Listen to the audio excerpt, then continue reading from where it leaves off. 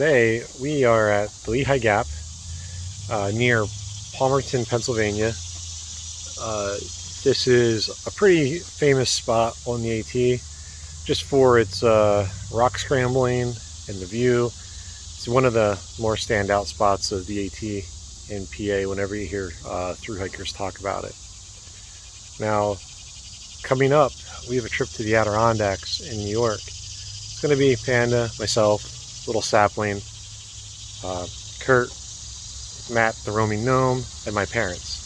So, nice little getaway, family, friends, and anyone that's been in the Adirondacks or has seen anyone hike the Adirondacks knows that when you get to the summits up there, it's a fair amount of rock scrambling, maybe some minor climbing in certain areas. With my back injury, I'm not quite sure how I'm going to handle that. So we know that this is a fun scramble. So I figure this would be a nice way to test myself out and see how I handle it. Now, something that goes along with that is anyone that's never experienced a back injury and hikes, I learned that some backpacks aren't exactly ideal.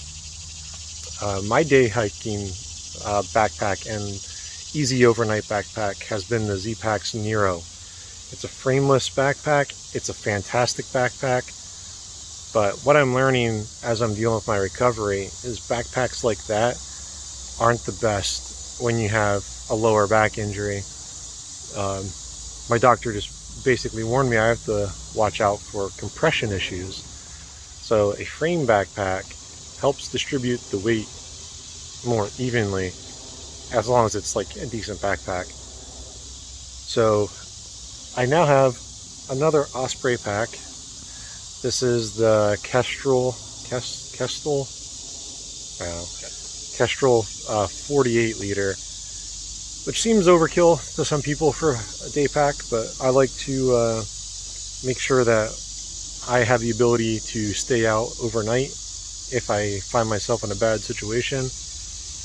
And I also wanted something that I can day hike in the winter with and carry snowshoes and extra layers and all that stuff. So just a day of testing all kinds of stuff out. So we'll see how it goes.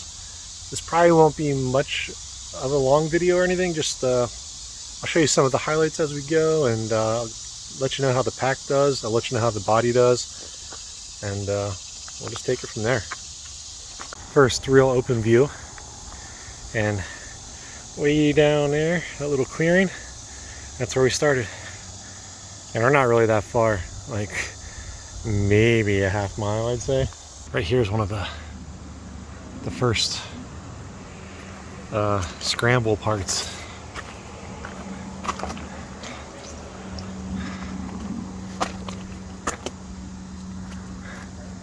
Yeah, gonna work our way up over that way.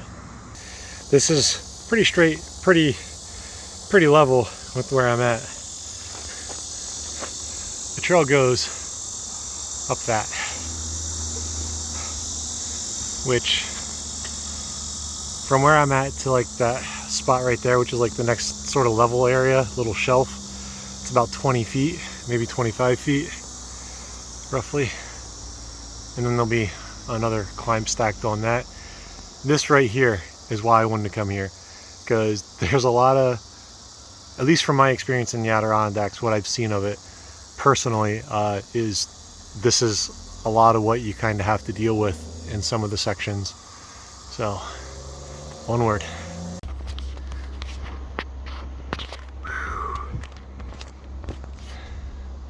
All right, I am up and over.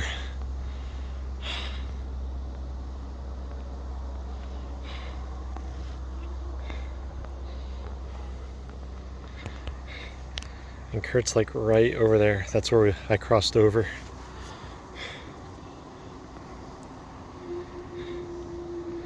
And the trail continues right down there.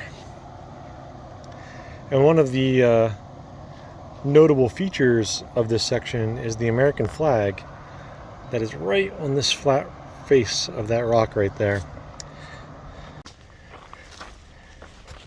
We have dipped off of the AT, so we don't have to go back down the rock scramble. We've already gone down it. We don't need to go down it a second time.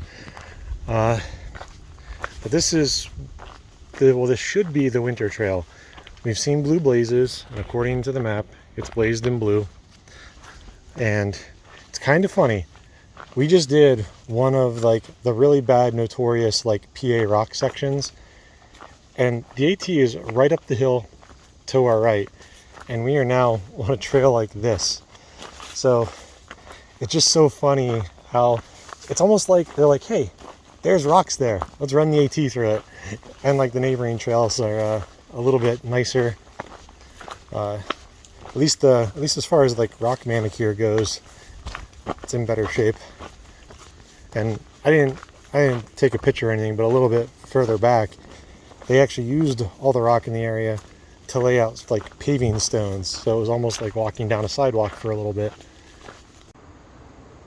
We've descended quite a bit, and this is like some of the cool little features that they've done with the rocks on this trail. But this trail has been really nice. So if what you saw us do at the gap with those rocks, if that's something that you are either nervous about or beyond your skill level or comfortable, you know, whatever reason, if that's something you do not want to do, this winter trail is nice. I'm sure climbing up it would be, you know, a good amount of work in some sections, but for the majority, it's laid out really nice. We are back at the parking lot. Lots of gravel around us. Oh man, I think I can already see how red and sunburned I am, but it's a good hike. I'm pretty happy with how it went.